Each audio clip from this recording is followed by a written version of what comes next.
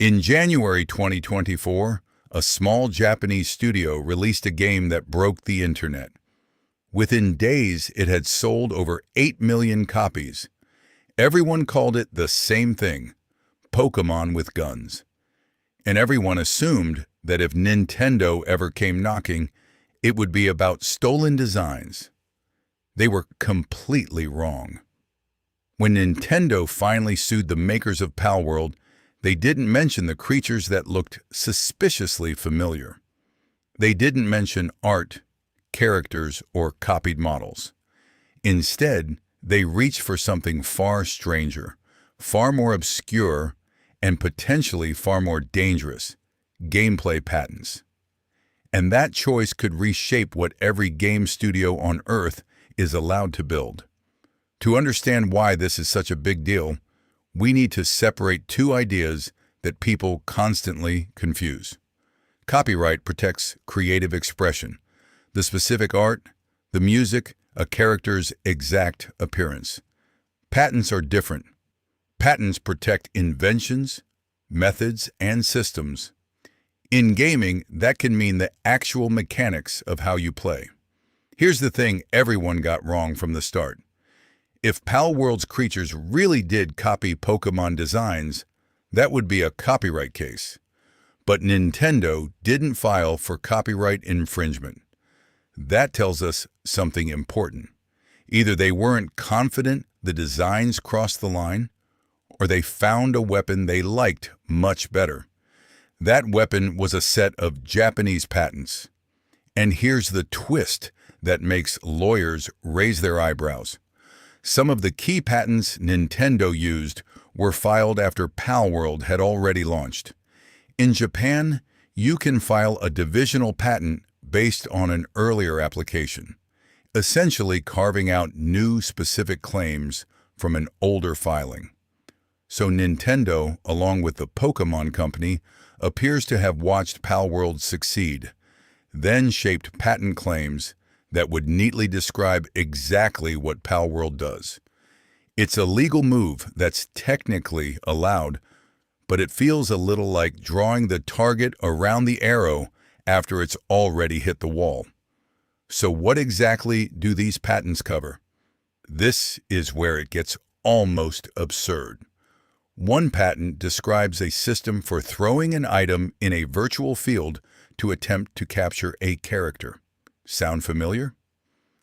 That's essentially the act of tossing a ball to catch a monster, a mechanic at the heart of Pokémon itself. Another patent covers switching between capture attempts and battle smoothly, and directing captured creatures in a field. There's even patent language around mounting and riding creatures to move across different terrain, including switching between a flying mount and a swimming mount seamlessly. Now, if you're thinking, wait, tons of games let you catch and ride creatures, you've spotted the exact problem. Mechanics like these feel like fundamental building blocks. They appear across countless games.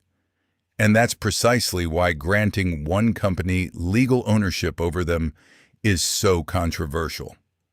To understand why Nintendo would even do this, you have to understand Nintendo. This is one of the most aggressive companies in the world when it comes to protecting its intellectual property.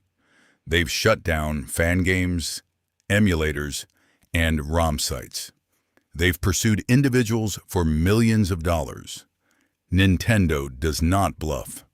For decades, Nintendo has treated its franchises like fortresses. Pokémon is arguably the most valuable media franchise on the planet, worth well over $100 billion across games, cards, shows, and toys.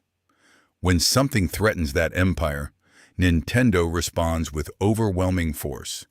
But here's the strategic genius and the danger of using patents instead of copyright. Copyright cases about game similarities are notoriously hard to win. You have to prove that specific creative expression was copied, not just that two games feel alike. Ideas and mechanics themselves usually aren't protected by copyright.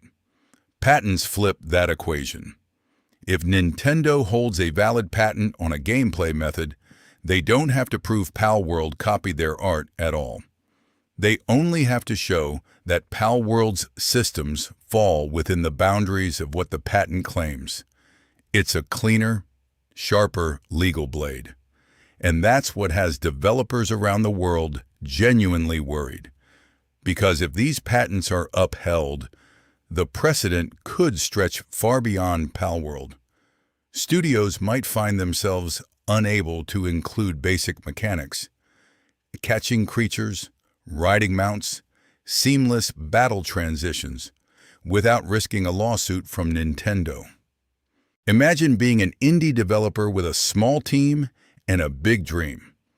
You build a monster collecting game because you love the genre. Then a letter arrives claiming that the core loop of your game violates a patent. Even if you're right, even if you'd win, most small studios simply can't afford to fight. That's the chilling effect lawyers talk about. The threat doesn't have to win in court to work. It just has to make people afraid. And fear can quietly shape an entire industry, steering developers away from ideas they'd otherwise explore freely. Now, it's not all one-sided. Pocketpair, the studio behind Palworld, has money and motivation to fight. They publicly stated they were surprised by the lawsuit and vowed to push back against what they see as attempts to restrict indie creativity. And they have some strong arguments on their side. The biggest is prior art. In patent law, if an invention already existed publicly before the patent was filed, that patent can be invalidated. And critics point out that games long before Pokémon and long before these patents already featured catching, taming, and riding creatures. Games and even earlier titles let players capture monsters and command them. If Pocketpair can show that these mechanics existed in the public domain before Nintendo's filings, the patents could crumble.